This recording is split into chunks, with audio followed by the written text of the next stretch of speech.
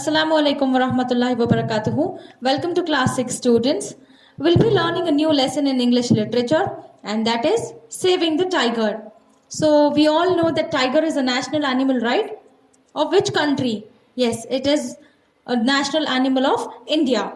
But what is happening to tiger these days? Tigers, they are getting vanished. They are completely becoming less in number now. It's difficult to find them in every forest, right? So in this lesson, we'll see what is given about tigers here. So this lesson is written by Shekhar Dattatri.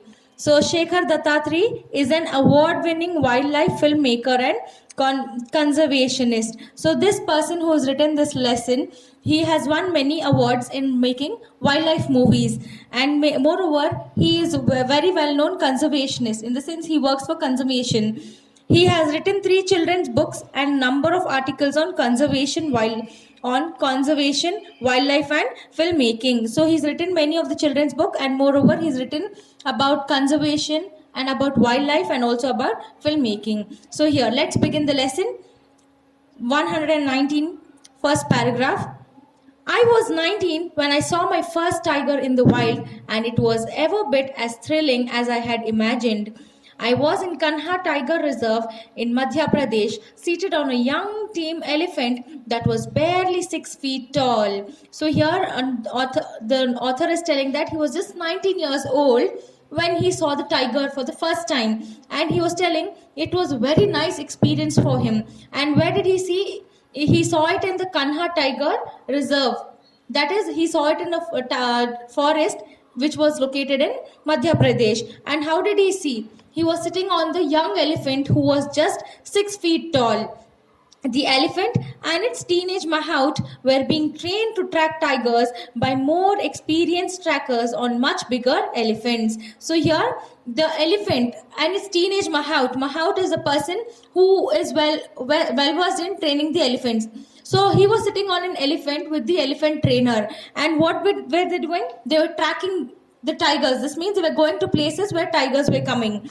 I sat behind the boy mahout and hung onto a rope for dear life as the elephant struggled up a deep slope amidst thick bamboo. So here, when the author sat on the elephant, he held the rope very tightly because the elephant was climbing a hill, and he was very scared about his life, where if he falls. So what he did, he held. I'm sorry, children. The elephant was coming down the hill. He was coming down the slope. So he was scared about falling down. So what he did, he held the rope very tightly. And that too, it was a very thick bamboo forest. Suddenly, a flash of orange caught my eye. So he's telling all of a sudden he saw a tiger. Orange in the sense he's talking about tiger. There, beside the narrow path, sat a handsome young tiger. For a heart-stopping moment, our eyes met in mutual surprise. So he saw a tiger who was sitting in a narrow way, and both of them looked at each other, and it was a very good moment to look at each other. The tiger was so close that it could have easily leapt onto our elephant and pulled us down. So here he is telling that the tiger was so close to the elephant that it could leap onto the elephant and attack both of them.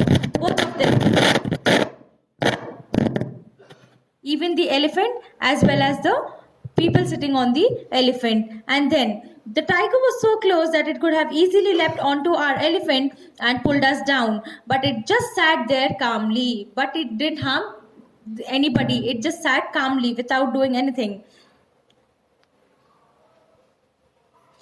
Then, looking at us with curiosity. So what was the tiger doing? It was looking at them sitting over there. Then, as my elephant gave a heave and climbed to the top of slope, the orange cat disappeared from view. So now, when elephant started moving towards the slope again, the tiger disappeared from that place. Since that day, several decades ago, I have had many close encounters with wild tigers during my career as a wildlife filmmaker, but that first glimpse will always remain special. So now he's telling after decades, he kept seeing many tigers, but the first time he saw the tiger, it was a very special moment for the author, so he cannot forget that. Despite its status as a national animal, the tiger is highly endangered and less than 2000 survive in our forest. Though we know tiger is our national animal, what is happening? They are getting reducing every day in numbers, and we have hardly less than 2000 tigers left in the forests of India. According to Dr. Ullas Karanth, a leading tiger expert, India's forests can easily support 3000 more tigers if we do the right things. So here the leading expert, the person who is well known in how to look after the tigers, he is telling that in India, even if more than 3000 tigers are brought and kept in the forest, they can survive. This means tigers can be surviving in Indian forests. This requires understanding what tigers need in order to survive and taking determined steps to remove the threats they face. So now, to know how we have to look after the tigers, we need to understand from what things are they getting scared, what is making them endangered, what is making them less in number.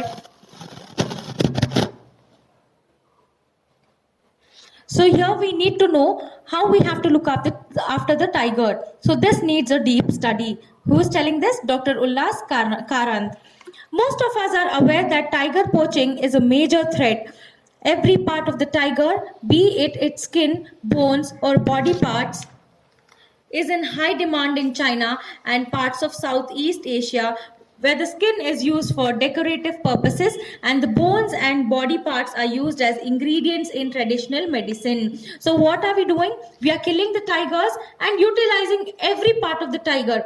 And we know that China, most part of the China, what is in demand? The skin, bone, and other parts are in lots of demand in China. And moreover, in South Asia, the skin of the tiger is used for decoration.